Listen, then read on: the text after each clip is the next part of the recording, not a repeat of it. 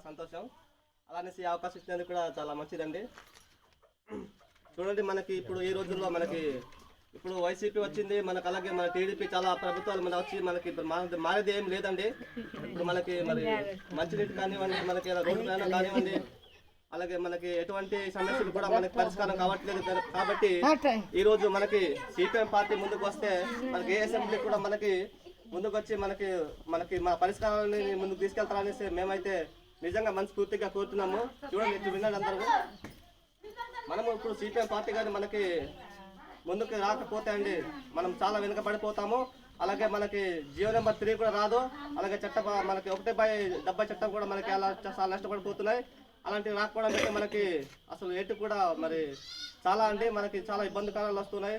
అలాగని మనకి ఇప్పుడు మనం చదువుకునే పిల్లలను కూడా చాలా మనకి చాలా మోసపోతున్నామండి. ఇప్పుడు జగన్మోహన్ రెడ్డి గారు వచ్చే మనకి ఎంత వెనుకబడిపోయే